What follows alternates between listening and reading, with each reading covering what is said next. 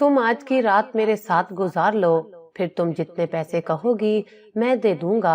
मैं मजबूर औरत इस काम के लिए राजी हो गई थी। मैंने हाँ कहा तो मालिक ने मुस्कुराकर कुछ पैसे मेरे हाथ में रख दिए और कहा, बाकी पैसे तब दूंगा जब तुम मेरे साथ रात गुजार लोगी। रात को मैं मालिक के कमरे में चली गई और दिल में दुआ की, ऐ अल्लाह, मुझे माफ कर देना, तू तो मेरी मजबूरी खूब जानता है। मालिक खुशी खुशी मेरे करीब आने लगा, मगर कुछ देर बाद मालिक रोते हुए कमरे से बाहर भाग गया। मैं हैरान होकर बाहर आई तो मालिक जमीन पर बैठा रो रहा था। मेरा तो कलेजा मुंह को आ गया जब मालिक ने बताया, वो मेरा मेरा अब्बा बड़ा ही नेक और रहम दिल इंसान था। यही वजह थी कि कभी उसने खुद के बारे में नहीं सोचा, बल्कि बस उसे अपने छोटे बहन भाइयों की फिक्र रहती। मगर वो ये नहीं जानते थे उनके बहन भाई उनके साथ क्या करने वाले थे। मैं अभी 10 साल की थी जब अब्बा एक एक्सीडेंट में फोत हो गए। वो हमें अपने भाइयों के रहमो करम पर छोड़कर इस दुनिया से चले गए। हम माँ बेटे की दुनिया ही उजड़ गई थी। एक कयामत थी जो हम पर बरपा हुई थी। जिस दिन अब्बा फोत हुए उसी दिन से मेरे ददियाल वालों के जुल्म हम पर शुरू हो गए। मेरे अब्बा के जाते ही उनका भयानक चेहरा हमारे सामने था। वो कारोबार जो मेरे अब्बा ने शुरू किया था वो भी मेरे चचा और ताया ने हथिया लिया। अब हम दोनों माँ बेटी उनके रहमो करम पर थीं।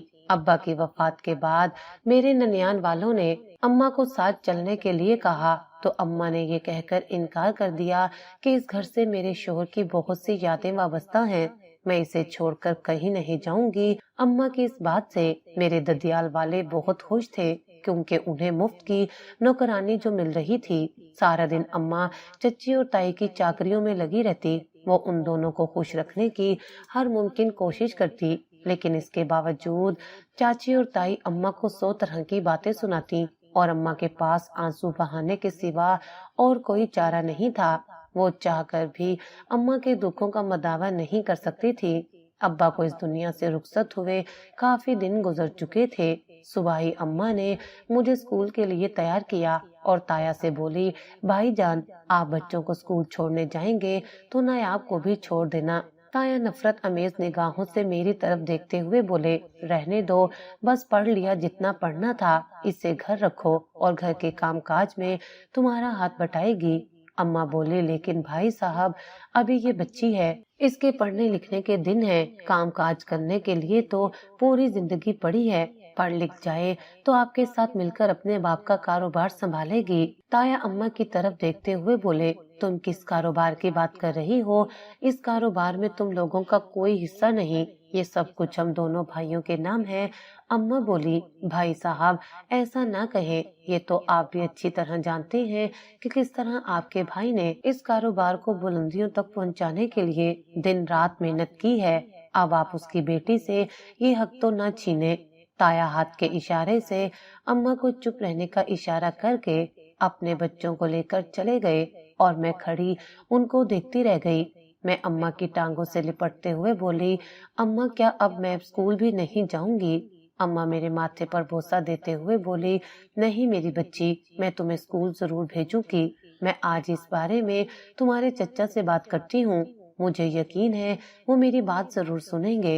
इससे पहले कि अम्मा चचा से मेरी पढ़ाई के बारे में बात करती, बीवी की बातों में आकर चचा ने अम्मी को बातों बातों में बहुत जलील किया।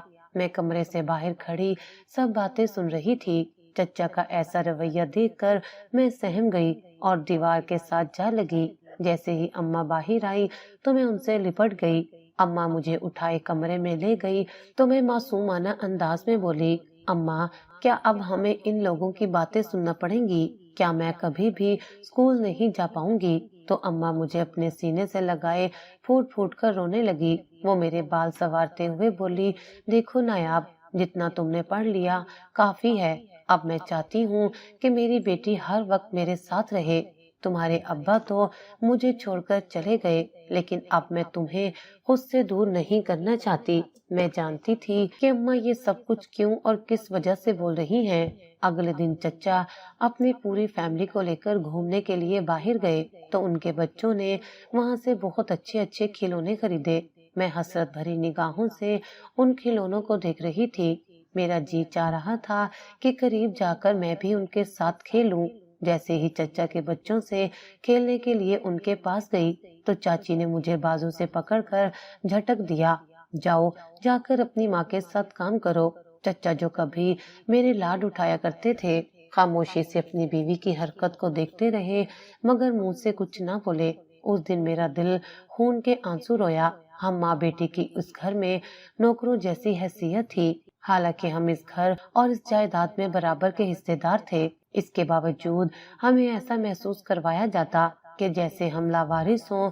میری چچی اور تائی اماں کو لاکھوں باتیں سناتی مگر مجال ہے اماں کے منہ سے کوئی بات نکلتی ہو۔ شروع ہی سے اماں بہت صابر تھی، انہوں نے کبھی بھی ابا کے اور اپنے بہن بھائیوں میں فرق نہیں کیا تھا، بلکہ ہمیشہ ابا کے بہن بھائیوں کو آگے رکھا اور انہیں ساتھ لے کر چلی۔ اور بدلے میں کیا ملا؟ ذلت، جو ابا کے جانے کے بعد ہی شروع ہو گئی تھی۔ کوئی دن ایسا نہ ہوتا جب تائی اور چچی اماں کے ساتھ برا برتاؤ نہ کرتی۔ اگر کہیں کسی کام میں بھی ذرا کوتاہی ہو جاتی تو ہم دونوں ماں بیٹی کو اس گھر سے نکالنے کی دھمکی دی جاتی، جسے سن کر اماں سہم جاتی، کیونکہ اس گھر کے سوا اماں کے پاس کوئی دوسرا ٹھکانہ نہیں تھا۔ اماں اپنی جان کی فکر کیے بغیر دن رات ان لوگوں کی خدمت میں لگی رہتی۔ میں نے کبھی بھی اماں کے نام سے کوئی گلہ یا شکوہ نہ سنا، بلکہ وہ خاموشی سے ہر ایک کا ظلم اور زیادتی برداشت کرتی رہی۔ تایا نے اس قدر ظلم کی انتہا کر دی کہ جو ملازم ابا نے گھر میں کام کے لیے رکھے تھے، تایا نے انہیں چھٹی کرا دی اور سارا بوجھ اماں پر ڈال دیا۔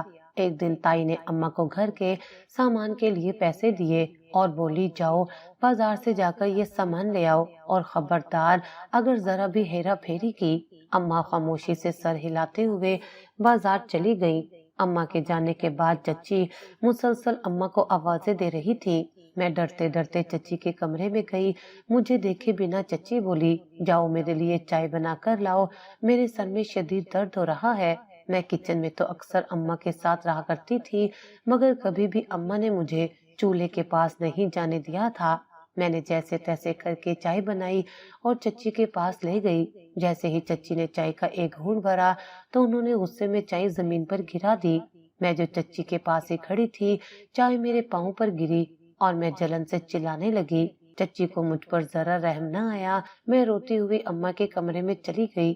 جلن کے مارے میں تڑپ رہی تھی مگر کسی کو میری پرواہ کہاں تھی۔ جیسے ہی اماں کو میری آواز سنائی دی تو اماں وہیں پر سامان پھینکتے ہوئے کمرے میں دوڑی۔ وہ مجھے اپنے سینے سے لگاتے ہوئے بولی، نایاب کیا ہوا میری بچی کو، کیوں رو رہی ہو؟ اماں کو دیکھ کر میرے ضبط کا بندھن ٹوٹ گیا۔ میں ہچکیوں کے ساتھ رونے لگی۔ اماں میرا منہ اپنے ہاتھوں میں لیتے ہوئے بولی، بتا نایاب کیا ہوا، کیا کسی نے کچھ کہا ہے؟ میں روتے ہوئے بولی، اماں میرے پاؤں میں بہت جلن ہو رہی ہے۔ جیسے ہی اماں کی نظر میرے پاؤں پر پڑی تو اماں تڑپ اٹھی۔ میری تکلیف دیکھ کر اماں کے آنسو بہنے لگے۔ نایاب یہ کیسے ہوا؟ میں اشارہ کرتے ہوئے بولی، اماں چچی نے چائے بنانے کے لیے کہا تھا مگر جیسے ہی میں نے چچی کو چائے بنا کر دی، شاید انہیں چائے پسند نہیں آئی اور انہوں نے میرے اوپر گرا دی۔ اس دن پہلی مرتبہ میں نے اماں کو اونچی آواز میں بات کرتے سنا۔ اپنے لیے کبھی انہوں نے کسی سے اس طرح بات نہیں کی تھی، لیکن میری تکلیف دیکھ کر ان سے رہا نہ گیا اور وہ چچی سے لڑ پڑی۔ ہمیشہ کی طرح اس بار بھی چچی نے اماں کو گھر سے نکالنے کی دھمکی دی۔ اماں بولی، میں تم لوگوں کے ظلم برداشت کرتی آ رہی ہوں، اس کا یہ مطلب نہیں کہ میں اس قابل نہیں اپنی بیٹی کو پال نہ سکوں۔ ابھی میرے اندر اتنی ہمت ہے کہ میں اپنی بیٹی کو 2 وقت کی روٹی کھلا سکوں۔ شرم آنی چاہیے تم لوگوں کو جو اپنے بھائی کی بیوہ کے ساتھ اور اس کی معصوم بچی کے ساتھ یہ سلوک کر رہے ہو۔ وہ انسان جس نے اپنا سب کچھ تم لوگوں کو دیا، یہ گھر اور جائیداد تم لوگوں کو اسی کا دیا ہوا ہے، آج تم اسی کی بیوہ اور بیٹی کو گھر سے نکل جانے کی دھمکی دے رہے ہو۔ جیسے ہی رات کو تایا اور چچا گھر آئے تو دونوں کی بیویوں نے اپنے شوہروں کے کان بھرنا شروع کر دیے۔ صبح ہوتے ہی تایا نے گھر میں کوہرام مچا دیا۔ وہ اماں سے بولے، اپنا بوریا بستر سمیٹو اور یہاں سے چلتی بنو۔ اب ہم لوگ تم دونوں کو یہاں 1 منٹ کے لیے بھی برداشت نہیں کر سکتے۔ یہاں سے نکل کر جب دنیا کی ٹھوکریں کھاؤ گی تو تمہیں دن میں تارے نظر آئیں گے۔ अम्मा तंजिया हंसते हुए बोली, तुम लोग यहाँ से निकाल दोगे तो क्या हमें रहने के लिए छत नहीं मिलेगी? अल्लाह की जमीन बहुत बड़ी है, मगर तुम लोग मेरी एक बात याद रखना, जो हम माँ बेटी के साथ तुम लोग कर चुके हो या कर रहे हो, इसका हिसाब तुम्हें एक न एक दिन देना पड़ेगा। मेरे सामने नहीं तो अल्लाह की अदालत में मैं तुम लोगों को कभी माफ नहीं करूंगी। ताई बोली, तुम्हारी बद्दुआओं का हम पर कोई असर नहीं होने वाला। अम्मा बोली, मैं बद्दुआ नहीं दे रही, मगर खामोश दिल की आह एक न एक दिन जरूर लगती है। इस घर से निकलने के बाद हमें ऐसे महसूस हो रहा था जैसे कि किसी ने हमारे सर से आसमान छीन लिया हो। मैं अपनी गर्दन ऊपर उठाए अम्मा की तरफ देखते हुए बोली, अम्मा, नानी के घर चलते हैं। अम्मा बोली, नहीं नायाब, मैं किसी पर बोझ नहीं बनना चाहती। मैं नहीं चाहती कि जिस तरह तुम्हारे ताया लोगों ने हमारे साथ किया, वही सब कुछ वहाँ तुम्हारी नानी के घर भी बर्दाश्त करना पड़े। इसलिए मैं चाहती हूँ कि हम उन लोगों से बहुत दूर चले जाएं, बल्कि हमारे लिए यही अच्छा है कि हम ये गांव ही छोड़ दें। यूं मैं और अम्मा शहर आ गई। अम्मा ने अब्बा के होते हुए जो थोड़ी बहुत जमा पूंजी की थी, वो भी अम्मा अपने साथ ले आई। उन पैसों से अम्मा ने छोटा सा 2 कमरों पर मुश्तमिल घर लिया। घर की हालत बहुत बुरी थी। हम दोनों माँ बेटी ने पूरा दिन साफ सफाई करने के बाद उस घर को रहने के काबिल बनाया। अम्मा ने आसपास के घरों से पता करने के बाद अम्मा ने एक कोठी में काम करना शुरू कर दिया। जहां अम्मा काम करती थी, वो लोग बहुत रहमदिल थे। रात का जो खाना बच जाता वो अम्मा को दे दिया करते। यूं हम दोनों माँ बेटी उसी खाने में दिन रात गुजारा करती। अम्मा ने पास के ही एक सस्ते से स्कूल में मेरा एडमिशन करवा दिया।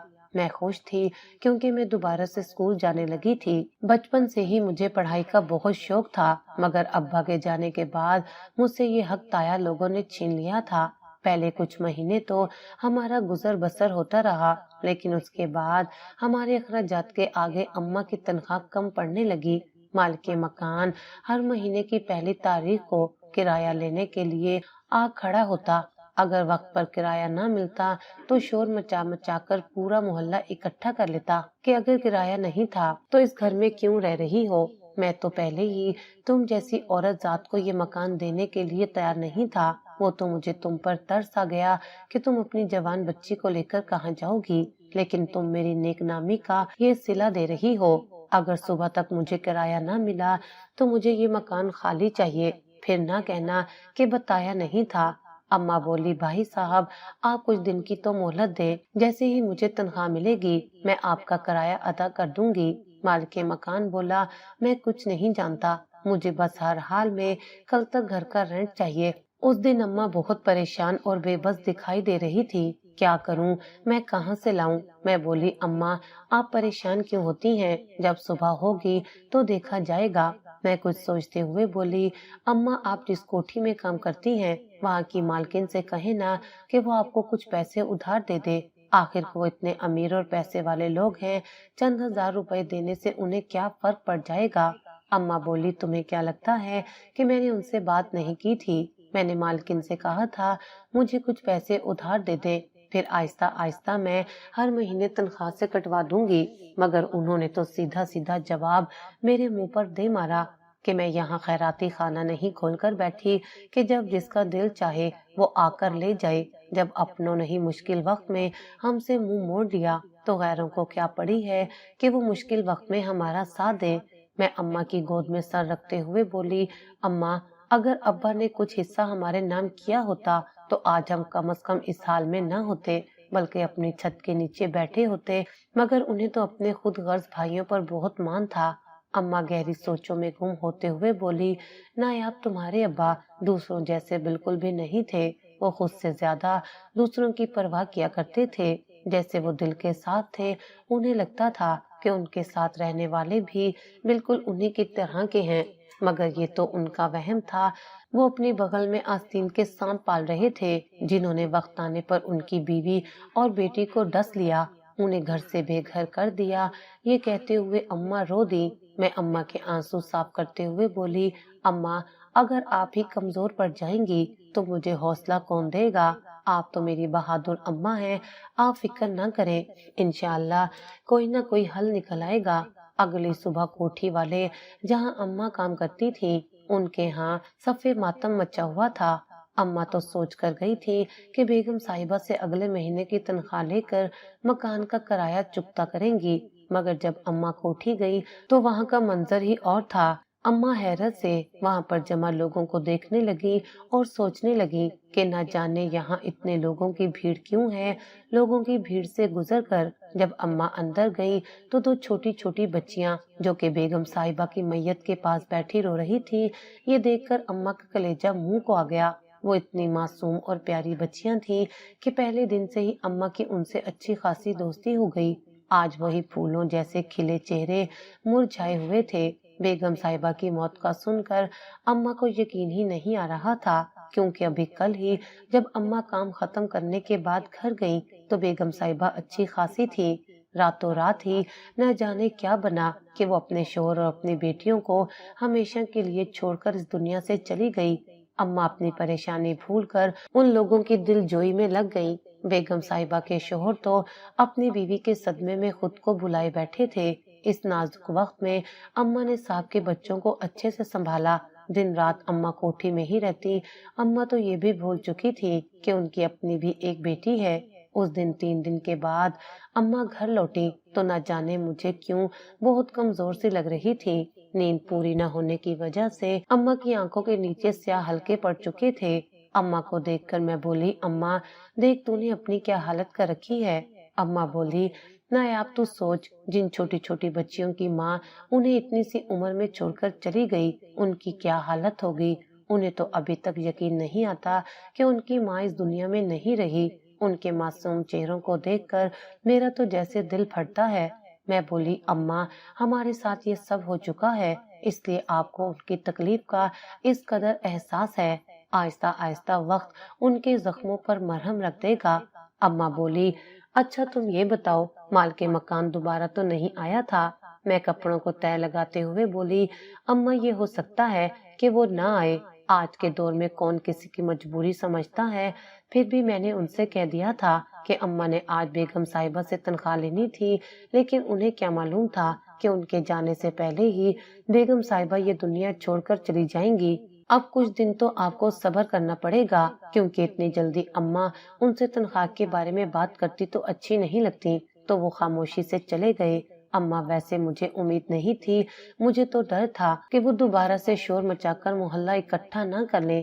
اماں بولی، نایاب مجھے بہت تھکاوٹ ہو گئی ہے، میں آرام کرنے کے لیے کمرے میں جا رہی ہوں، اور یہ کچھ پیسے ہیں گھر کے خرچے کے لیے رکھ لو، میرا کیا پتا کہ میں کل بھی آ سکوں گی یا نہیں۔ میں بولی، اماں مجھے آپ کے بنا بہت ڈر لگتا ہے، مجھ اکیلی کو یہ گھر کاٹ کھانے کو دوڑتا ہے۔ اماں ویسے آپ ایک کام کیوں نہیں کرتی، آپ مجھے اپنے ساتھ ہی لے جایا کریں، وہاں میں بھی کام میں آپ کا ہاتھ بٹا دیا کروں گی، اور جب تک آپ وہاں رہا کریں گی آپ کے ساتھ ہی رہ لیا کروں گی۔ اماں بولی، نہیں نایاب، تم اپنے گھر کی 4 دیواری میں ہی محفوظ ہو، ویسے بھی میں نہیں چاہتی کہ میں اپنی جوان بیٹی کو اپنے ساتھ ساتھ لے کر پھروں۔ میں کوشش کیا کروں گی کہ شام ہوتے ہی گھر آ جاؤں۔ اگلے دن نہ جانے اماں کو کیا ہوا، اماں سے اٹھا ہی نہیں جا رہا تھا۔ میں اماں کو جگاتے ہوئے بولی، ماں اٹھو نا، کیا آج کوٹھی نہیں جانا؟ اماں اپنی آنکھوں پر بازو رکھتے ہوئے بولی، پتہ نہیں نایاب، میری طبیعت ٹھیک نہیں ہے، اٹھنے کی کوشش کر رہی ہوں لیکن مجھ سے اٹھا نہیں جا رہا۔ اماں کی اس بات سے میں گھبرا گئی اور جلدی سے اماں کے پاس گئی۔ اماں کیا ہوا؟ اماں بولی، پتہ نہیں نایاب، لیکن میری طبیعت ٹھیک نہیں ہے اور مجھے لگتا ہے کہ میں آج کام پر نہیں جا سکوں گی۔ میں بولی، اماں آپ کو ابھی بھی کام کی پڑی ہے؟ میں اماں کو بازو سے پکڑے اٹھاتے ہوئے بولی، چلیں ڈاکٹر کے پاس چلتے ہیں، مگر اماں کے لیے تو جیسے ہلنا محال تھا، ان میں ہمت ہی نہیں تھی کہ وہ چارپائی سے نیچے پاؤں اتار سکے۔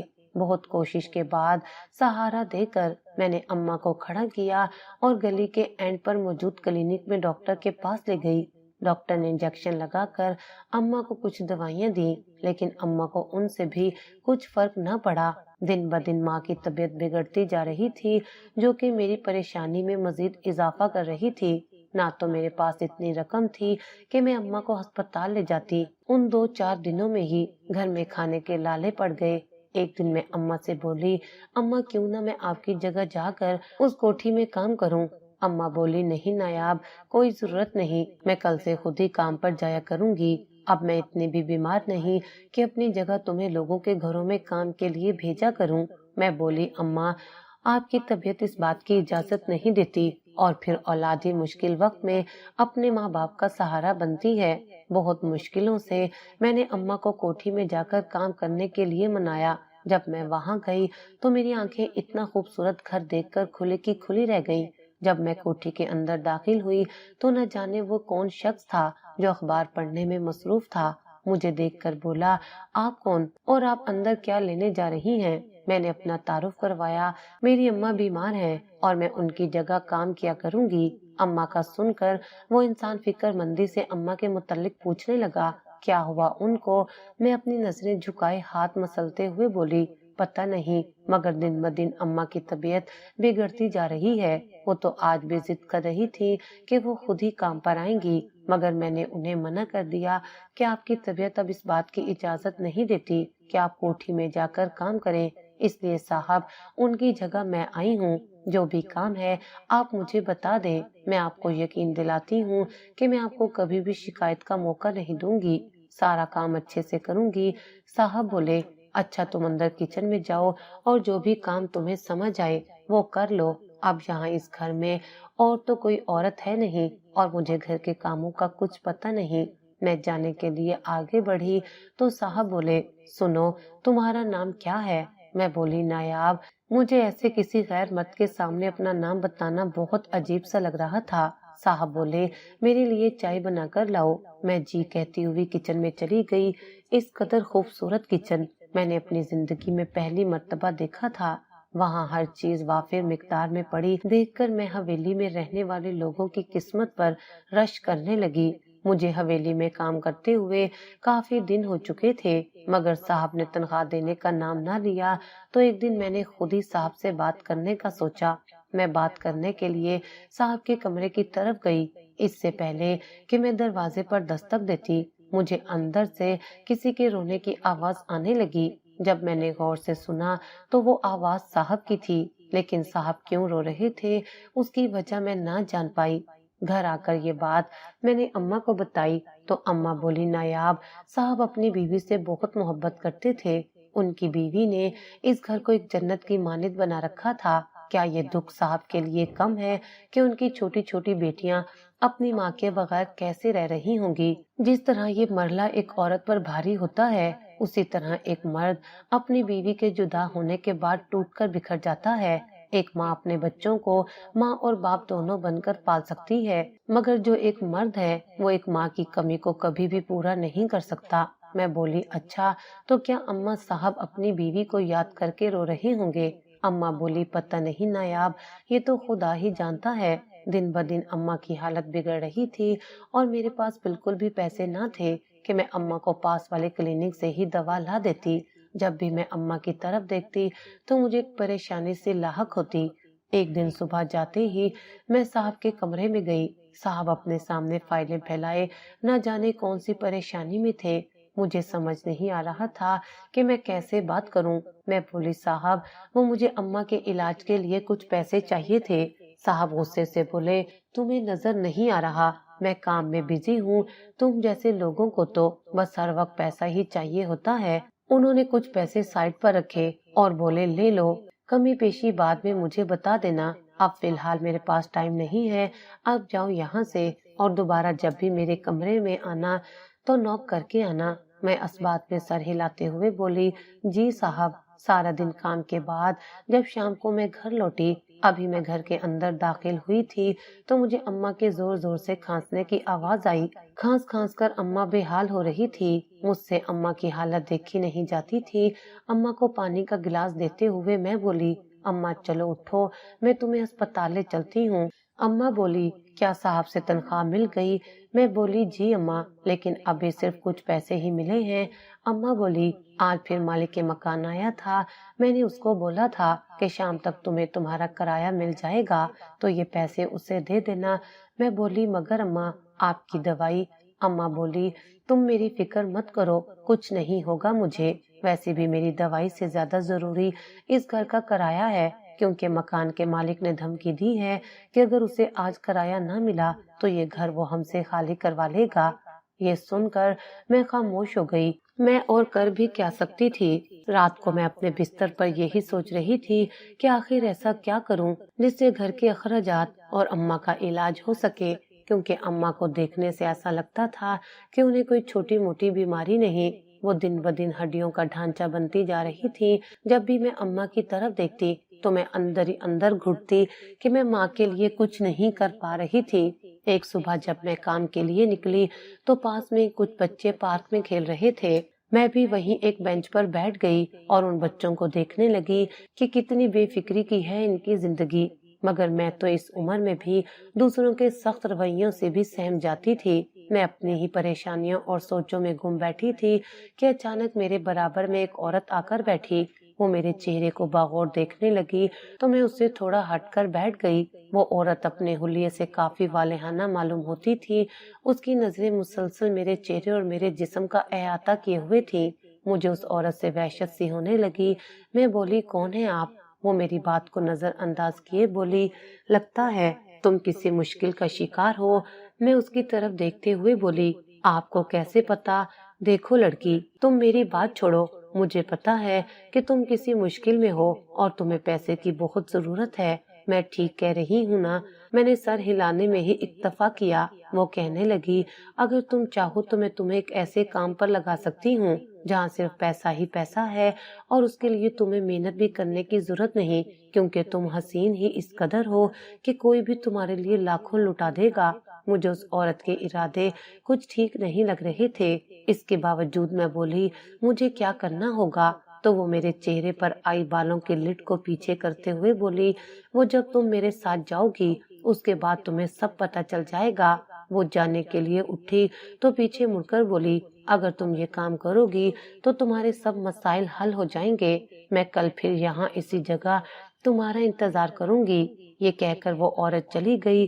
عورت کی باتیں سننے کے بعد میرے اندر پیسہ کمانے کا جذبہ پیدا ہونے لگا۔ میں سوچنے لگی کہ آخر وہ کون سا کام ہے جس کے مجھے اتنے پیسے ملیں گے۔ عورت کی باتیں سننے کے بعد میرا کام پر جانے کا بالکل بھی موڈ نہیں تھا، لیکن اس کے باوجود میں نہ چاہتے ہوئے بھی کام پر چلی گئی۔ کام کے دوران میرا سارا دھیان عورت کی باتوں پر تھا۔ میرے دل میں لالچ کا مادہ ابھرنے لگا۔ مجھے پتہ ہی نہ چلا کہ کب صاحب کچن کے پاس کھڑے مجھ سے مخاطب ہوئے۔ ان کے 2-3 دفعہ بلانے پر میں اپنے خیالوں کی دنیا سے باہر آئی، اس سے پہلے کہ وہ مجھے کچھ کہتے۔ میں بولی، صاحب آپ کسی نئی ملازمہ کا بندوبست کر لیں۔ صاحب حیرت سے میری طرف دیکھتے ہوئے بولے، کیوں؟ کیا تم اب کام پر نہیں آؤ گی؟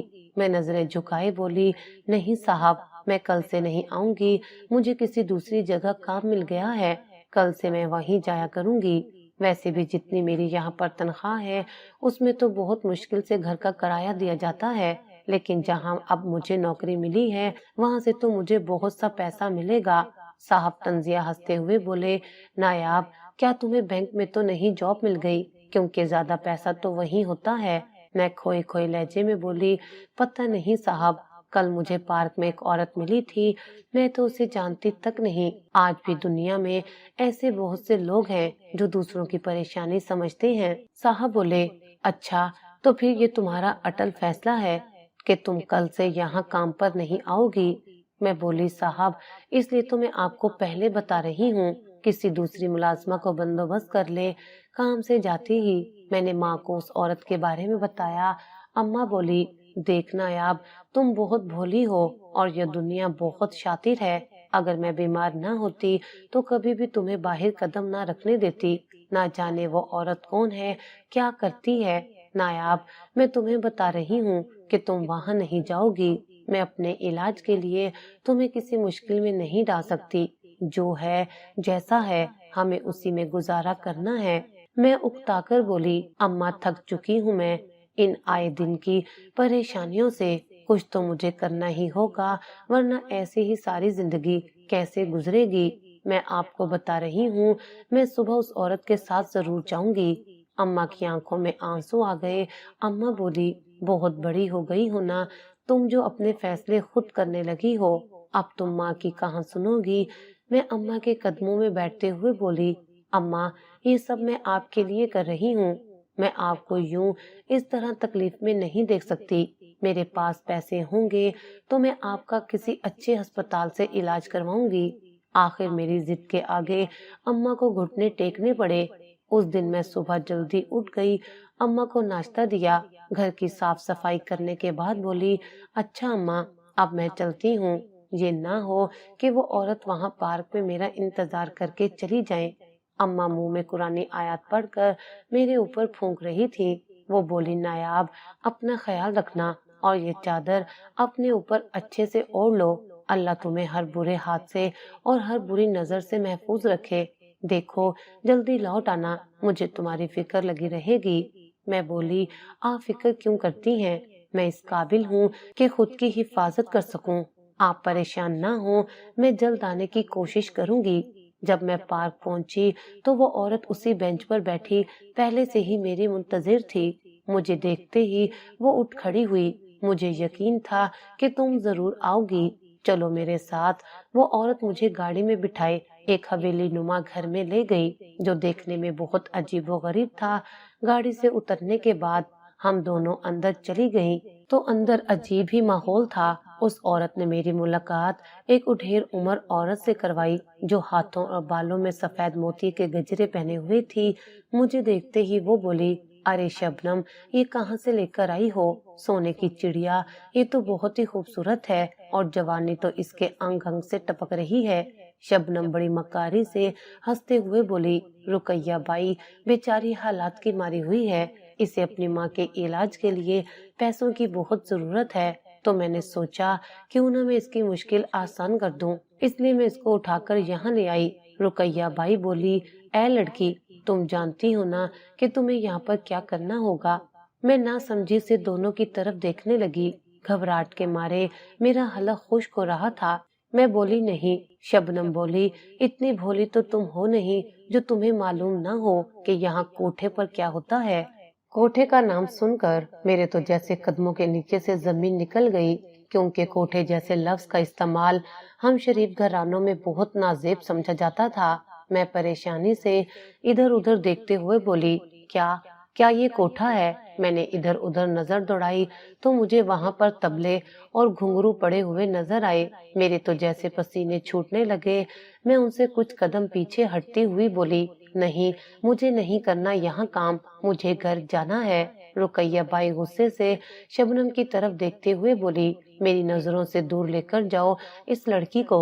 شبنم مجھے اندر کمرے میں لے گئی۔ شبنم تلخ ہوتے ہوئے بولی، یہ تم نے کیا کیا؟ رقیہ بائی کو ناراض کر دیا۔ میں بولی، میں جا رہی ہوں، مجھے نہیں کرنا یہ کام۔ شبنم بولی، سوچ لو، کیونکہ اگر اس میں ہمارا فائدہ ہے تو ہم سے زیادہ یہ کام کر کے تم فائدے میں رہو گی، ذرا سوچو اور ترس کھاؤ اپنی ماں پر، کیا تم اپنی ماں کو ایسے ہی سسک سسک کر مرنے دو گی؟ میں بولی، نہیں میں یہ کام نہیں کر سکتی، ہم عزت دار لوگ ہیں اور یہ عزت دار لوگوں کا پیشہ ہرگز نہیں ہے۔ شبنم بولی، تو جاؤ یہاں سے، خود کو اور اپنی ماں کو اس بے رحم دنیا کے آسرے پر چھوڑ دو، پھر دیکھنا یہ دنیا تم دونوں کو نوچ نوچ کر کھا نہ گئی تو کہنا۔ میں وہاں سے نکل آئی کیونکہ میرا وہاں دم گھٹ رہا تھا، اس فضا میں میرے لیے سانس لینا مشکل ہو رہا تھا۔ گھر آتے ہی اماں بولی، آ گئی میری بچی؟ جی اماں، آپ کی طبیعت کیسی ہے؟ اماں بولی، طبیعت کو کیا ہونا ہے، تمہارے سامنے ٹھیک ٹھاک تو ہوں۔ اماں میں جانتی ہوں آپ ٹھیک نہیں ہیں، یہ سب آپ مجھے تسلی دینے کے لیے کہتی ہیں۔ اماں میری بات کو ٹالتے ہوئے بولی، اچھا تو بتا تمہارا کام کیسا رہا؟ کیا تمہیں کام پسند نہیں آیا جو اتنی جلدی گھر آ گئی؟ میں اپنی آنکھوں میں آنسو چھپاتے ہوئے بولی، اماں کام تو مجھے پسند نہیں آیا، مگر ہاں اس کام میں پیسہ بہت ہے۔ اماں حیرانگی سے میری طرف دیکھتے ہوئے بولی، اچھا وہ ایسا کون سا کام ہے؟ میں بولی، اماں ہے کوئی کام آپ نہیں جانتی، لیکن مجھے وہ کام نہیں کرنا، میں صبح سے کوٹھی میں کام کرنے ہی جاؤں گی۔ اماں کھانستے ہوئے بولی، میں نے تو تمہیں پہلے ہی کہا تھا، یوں ادھر ادھر بھاگنے سے بہتر ہے کہ جو ہے جیسا ہے چپ چاپ وہیں لگی رہو، لیکن اب تم بڑی ہو گئی ہو، میری کہاں سنو گی؟ میں بولی، لیکن اماں آپ سے بڑی تو نہیں، अम्मा बोली, अच्छा नायाब, कुछ खाने को ला दो, सुबह से यूं ही भूखी बैठी हूँ। अम्मा आप यहीं बैठे, मैं कुछ खाने को लाती हूँ। मैं अम्मा को देती भी तो क्या, घर में खाने को कुछ भी नहीं था। मैंने सारे बर्तन चेक किए, सिवाय एक पाव चावलों के। घर में नमक मिर्च तक नहीं था। मैंने वो चावल निकाले, उन्हें उबालकर अम्मा को दिए और खुद भी वही खाए। चावल खाते हुए मेरी आंखों से आंसू निकल आए। अम्मा बोली, नायाब, ना शुक्री नहीं करते। दुनिया में कई लोग ऐसे भी हैं जिन्हें ये चावल भी नसीब नहीं होते और वो भूखे ही सोते हैं। अम्मा को लिटाने के बाद मैं भी अपने बिस्तर पर लेट गई। अभी मेरी आंख ही लगी थी कि अम्मा को इतनी बुरी खांसी छिड़ गई, रुकने का नाम ही नहीं ले रही थी। थपकाने लगी, खांस खांस कर अम्मा का सांस उखड़ने लगा। कहीं जाकर अम्मा की आंख लगी। मैं बिस्तर पर तो लेटी थी, मगर नींद मेरी आंखों से कोसों दूर थी। मैं बेचैनी से करवटें बदल रही थी। नहीं, मैं ये काम नहीं कर सकती। ये इज्जत को बेचने वाला काम है, मैं कैसे करूंगी। मैंने अम्मा से ये बात छुपाई। वहां से आकर तो मैं पक्का इरादा कर चुकी थी कि मैं हरगिज ये इज्जत को बेचने वाला काम नहीं करूंगी। मगर जैसे ही मैंने रात को अम्मा की तबीयत खराब देखी और घर में भूख के लाले पड़ते देखे, तो मैं ये काम करने को तैयार थी। अगरचे मेरी इज्जत लुट जानी थी, मेरे पास ये काम करने के बाद कुछ नहीं बचना था, मगर फिर भी अपनी माँ के इलाज के लिए मैं ये सब करने को तैयार थी, क्योंकि जितनी मुश्किलात मेरी अम्मा गुज़श्ता जिंदगी में देख चुकी थी, अब मैं आने वाली जिंदगी में अपनी माँ को मजीद इन मुश्किलात में घिरा हुआ नहीं देख सकती थी। मैंने रात ही पुख्ता इरादा कर लिया कि मैं कल कोठे पर जाऊंगी। अगले दिन मेरे पास जो कुछ पैसे थे, बाजार से अम्मा के खाने के लिए नाश्ता लेकर आई। अम्मा से झूठ बोलकर कि मैं कोठी में काम पर जा रही हूँ। अगर मेरे इस झूठ से अम्मा खुश थी, तो ये झूठ बोलना मुझे कबूल था। ये सब भी तो मैं अम्मा के लिए ही कर रही थी। मैं पैदल चलते हुए सोच रही थी कि अगर अम्मा को पता चल गया कि अम्मा ये सह भी पाएंगी या नहीं। नहीं, मैं अम्मा को हरगिज पता नहीं चलने दूंगी कि मैं अपनी इज्जत उनकी खातिर बेचाई हूँ। बहुत से सवाल थे जो मेरे अंदर उठ रहे थे। क्या मैं इज्जतदार घर की बेटी होकर ये सब कर पाऊंगी? मेरे लिए जंग को फतह करने से कम नहीं था। जैसे ही मैंने कोठे पर पांव रखा, शबनम और रुकैया बाई मुझे देखकर खिल उठी। शबनम फातिहाना अंदाज में रुकैया बाई की तरफ देखते हुए बोली, रुकैया बाई, मैंने आपसे कहा था ना कि ये लड़की जरूर आएगी। पैसा चीज ही ऐसी है जो बड़े बड़े इज्जत वालों को यहाँ तक आने पर मजबूर कर देती है। रुकैया बाई ने दोनों हाथों से ताली बजाई तो कुछ लड़कियां उसी वक्त उनके कमरे से हाजिर हो गईं। रुकैया बाई बोली, जाओ इस लड़की को लेकर जाकर तैयार करो, आज हमारे खास मेहमान आ रहे हैं। अगर वो खुश हो गए तो समझो हमारी तो गोया किस्मत खुल जाएगी। मैं बुत बनी अपने होशो हवास से बेगाना बैठी थी। मुझे ये तक होश नहीं था कि उन लड़कियों ने मुझे कब तैयार किया। जैसे ही मेरी नजर आईने पर गई तो मैं देखती ही रह गई, क्योंकि मैंने खुद को बहुत अरसे बाद यूं आईने में देखा तो देखती ही चली गई, क्योंकि मैं हद दर्जा खूबसूरत लग रही थी। मुझे देखते ही शबनम बोली, जितनी तुम खूबसूरत लग रही हो, तुम्हें देखने वाला पहली नजर में ही तुम पर दिल हार बैठेगा। रुकैया बाई बोली, जाओ इसे कमरे में छोड़ आओ, आज के खास मेहमान आते ही होंगे। मैं कमरे में तन्हा जर्द पड़ती रंगत के साथ बार बार दरवाजे की ओर देख रही थी। कुछ देर के बाद दरवाजा खुला तो मेरे दिल की धड़कनें बेतरतीब होने लगी। मैं नजरें झुकाए बैठी थी। मैं नहीं जानती थी कि वो शख्स कौन था, लेकिन वो जैसे ही अंदर आया, उसने अंदर से कमरे की कुंडी लगा दी। मुझे अपनी जान निकलती हुई महसूस हो रही थी। मैं मजबूरी में इस काम के लिए राजी हुई थी और इस काम को करने के लिए मैंने अपना हिजाब तक उतार दिया। अब मेरे सामने बार बार मौत का ख्याल आ रहा था। जो ही वो इंसान मेरे करीब आने लगा तो मैं चीखने लगी, ये मैं नहीं कर सकती, मेरा अल्लाह देख रहा है, मैं मुसलमान हूँ। ये सुनते ही वो इंसान भड़क गया और मेरे साथ जबरदस्ती करने लगा। मैंने रोते हुए अल्लाह अकबर कहना शुरू किया तो अचानक वो आदमी एकदम पीछे हट गया। वो बोला, मैं जानता था कि तुम ये सब मजबूरी के तहत कर रही हो, ना कि अपनी मर्जी से। मुझे वो आवाज जानी पहचानी सी लगी। जैसे ही मैंने नजर उठाकर देखा तो वो कोठी वाले सलीम साहब थे, जिन्हें देखकर शर्म के मारे मैं जमीन में गड़े जा रही थी। मैं अपनी सफाइयां देने लगी। साहब, मैंने ये सब जानबूझकर नहीं किया, घर में बीमार माँ पड़ी थी और खाने के लिए कुछ नहीं था। हालात से तंग आकर मैं ये इंतहाई कदम उठाने के लिए यहाँ आई थी, मगर मेरा ज़मीर मुझे झंझोड़ता रहा कि ये गलत है। सलीम साहब बोले, मैं जानता हूँ, इसलिए जब तुमने मुझे काम के लिए इनकार किया तो उसी दिन मैं समझ गया था कि तुम बहुत मासूम हो और किसी की बातों में आकर तुम कोई ऐसा वैसा कदम ना उठा लो कि जिसकी वजह से तुम्हारी माँ जीती जी मर जाए। इस तरह मैंने तुम्हारा पीछा किया और यहाँ तक आ पहुँचा, मगर अब तुम फिक्र न करो, मैं यहाँ तुम्हें इस जहन्नुम से निकालने के लिए आया हूँ। सलीम साहब मेरा हाथ पकड़ते हुए बोले, चलो मेरे साथ। हम दोनों को देखकर रुकैया बाई बोली, हजूर, इतनी जल्दी आपका दिल भर गया इस लड़की से जो कमरे से बाहर ले आए। सलीम साहब बोले, क्या कीमत लोगी इस लड़की की? रुकैया बाई ताज्जुब से देखते हुए बोली, हजूर, ये सोने की चिड़िया है, इसे खरीदना आपके बस की बात नहीं। सलीम साहब, तुम कीमत लगाओ, मैं हर कीमत देने के लिए तैयार हूँ। सलीम साहब मुंह मांगी कीमत देकर मुझे अपने साथ ले गए और बोले, आज के बाद ऐसी अहमकाना हरकत मत करना। मैं बोली, साहब, अम्मा को इस बात का बिल्कुल भी पता न चले, वरना वो ये सदमा सह नहीं पाएंगी कि उनकी बेटी अपनी इज्जत बेचने निकली थी। साहब बोले, नहीं बताऊंगा, मगर इस बात की क्या गारंटी है कि तुम दोबारा से किसी की बातों में आकर ऐसा कोई कदम नहीं उठाओगी। मैं अपने आंसू छुपाते हुए बोली, तो आप ही बताएं, मैं कहाँ जाती, किससे कहती?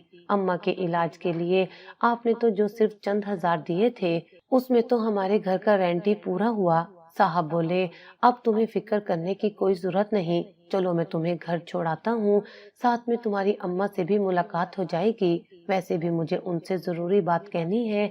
अम्मा और साहब कमरे में बैठे बातें कर रहे थे जब मैं किचन में उनके लिए चाय बना रही थी। जब मैं चाय बनाकर लेकर गई, सलीम साहब जा चुके थे। अम्मा बोली, चाय इधर रखो और मेरे पास आओ। अम्मा मेरा माथा चूमते हुए बोली, मेरी बेटी बहुत किस्मत वाली है जो इतने अच्छे और बड़े घर में जाएगी। मैं हैरान थी कि अम्मा कैसी बातें कर रही हैं। अम्मा, आपकी इस बात का मतलब क्या है? अम्मा बोली, साहब आए थे ना, वो अपने लिए तुम्हारा हाथ मांग कर गए हैं। मैंने भी हाँ करने में जरा बराबर देर नहीं की। उन्होंने कहा है कि वो कुछ गवाह और मौलवी साहब को साथ लेकर सुबह आएंगे और निकाह के बाद तुम्हें अपने साथ ले जाएंगे। मैं बोली, मगर अम्मा, उनकी तो 2 बेटियां भी हैं, क्या वो मुझे कबूल कर लेंगी? अम्मा बोली, नायाब, ये जो मोहब्बत होती है ना, ये दुश्मन को भी सजन बना देती है, और वो तो फिर अभी बच्चियां हैं। अगर तुम उन्हें माँ जैसा प्यार दोगी तो वो भी तुम्हें अपनी माँ समझकर तुमसे मोहब्बत करेंगी। हस्बे मामूल अगले दिन सलीम साहब आए और निकाह के बाद मेरे साथ साथ अम्मा को भी अपने घर ले गए। उसी दिन अम्मा को अस्पताल एडमिट करवाया, जहाँ से अम्मा सेहतयाब होकर घर लौटी। मैंने भी सलीम साहब की इनायत और मोहब्बत का भरपूर जवाब दिया और उनकी बेटियों पर अपनी ममता निछावर करने लगी। सलीम साहब के मेरी जिंदगी में आने के बाद जहाँ मुझे जिंदगी बेरंग और फीकी लगती थी, अब रंगों से भरपूर लगने लगी थी, और यही रंग मैं उनके पूरे घर में बिखेर चुकी थी। और उन रंगों को बिखेरने के बदले मुझे सलीम साहब और उनकी बेटियों ने बेतहाशा मोहब्बत दी कि आज मैं अपनी जिंदगी बहुत खूबसूरत तरीके से गुजार रही हूँ, जिसमें मेरी दोनों बेटियों और सलीम साहब का साथ है।